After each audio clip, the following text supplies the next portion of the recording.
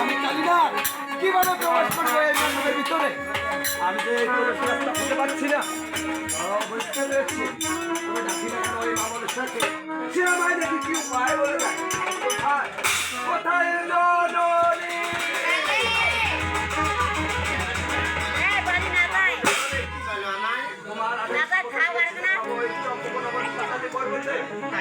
বুঝে পেয়েছি ওই রহমান মাগো আমি কালিনা ওই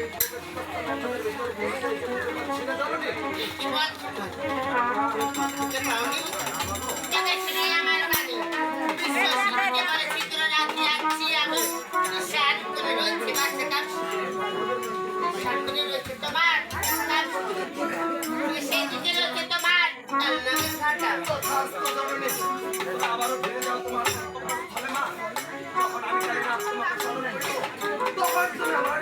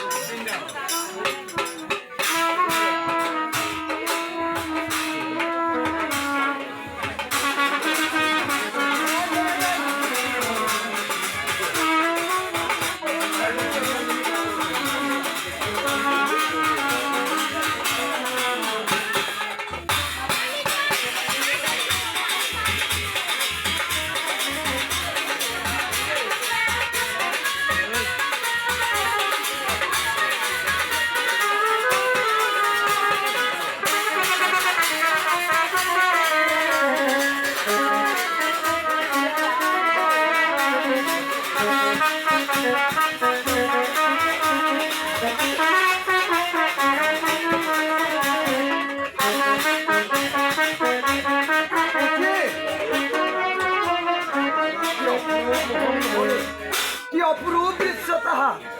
আমি কালিমাকে এই দুজনের রূপ দেখে আমি যে মুগ্ধ হয়ে পড়েছি। কিভাবে দর্শন করিব এই কালী লক্ষ্মীকে?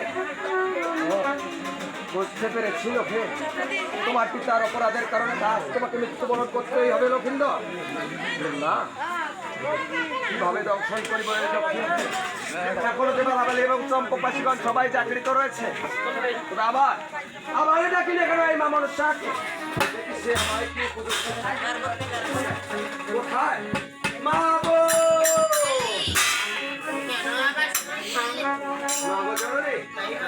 এখনো যে বালাবালি এবং চম্পকবাসীগণ সবাই জাগৃত রয়েছে। আমি কালিনা কিভাবে দর্শন করবো?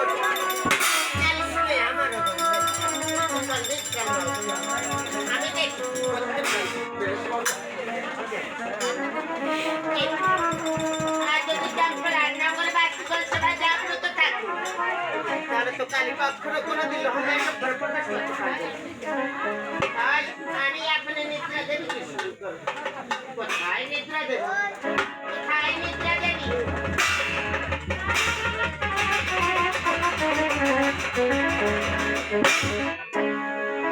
আমায় কে ডাকছিল কালী বলে দেবী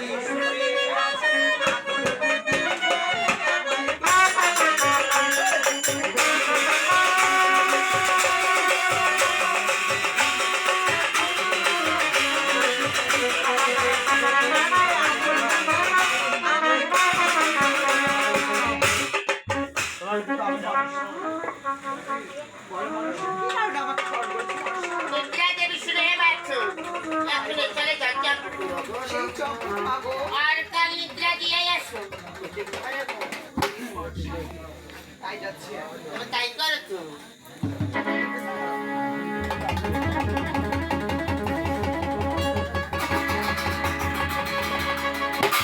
ওহরে বেহুলা বালি, আমি হচ্ছি নিদ্রা দেবী। এমন নিদ্রা দিলাম আমি, ছেড়ে যাবে তোর প্রাণস্বামী প্রাণস্বামী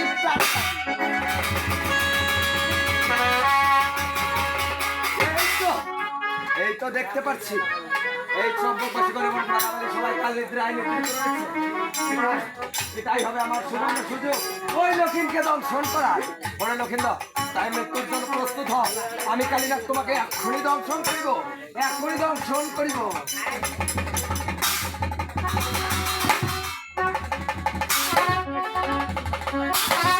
না দেখি আমি কালীনাথ কিছুতে এই লক্ষিণকে দংশন করতে পারছি না কেন? ও, বুঝতে পেরেছি, আমরা হলাম সর্বজাতি উলঙ্গিনী, হলেও আমাদের একটি ধর্ম রয়েছে, বিনা দোষে বিনা অপরাধে কাউকে দর্শন করতে পারি না। এটাই আমার সুবর্ণ সুযোগ। ফিরে যাবো আমার গন্তব্যের স্থলে। যখন আমার সমাগম আসবে, তখন আমি তার সঙ্গে কথা বলবো, তখন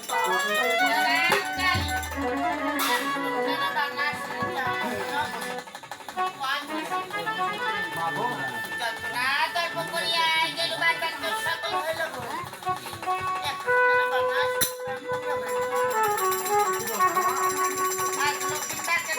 করছিল খেল ঘুমের করে ভুল করে এই কালীনাগের মস্তকে আঘাত করো না।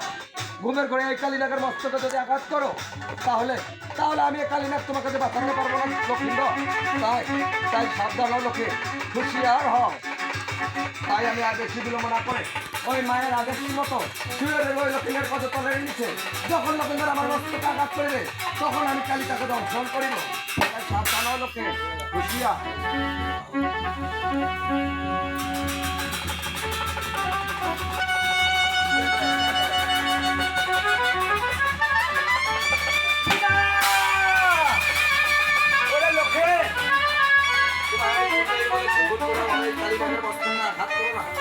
তাই এই কালীনাগের মস্তকে যেহেতু আঘাত করেছ, তাই এবার আমি তোমাকে দর্শন করিব না লোকে। তোমাকে আবারও সুযোগ দিলাম লোকে, কিন্তু হ্যাঁ লোকে আবারও তোমাকে বলছি ভুল করে এই কালীনাগের মস্তকে আঘাত করো না। সাবধান লোকে, হুঁশিয়ার।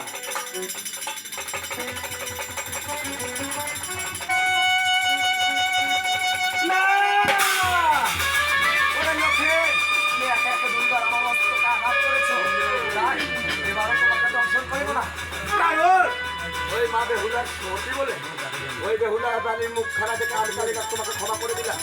হ্যাঁ লোকে, এটাই তোমার শেষ সুযোগ। সাবধান হও লোকে, হুঁশিয়ার হও। ভুল করে এই কালীনাগের মস্তকে আঘাত করো না। এবার আঘাত করলে তোমাকে আমি আর বাঁচাতে পারবো না লোকে, তাই সাবধান।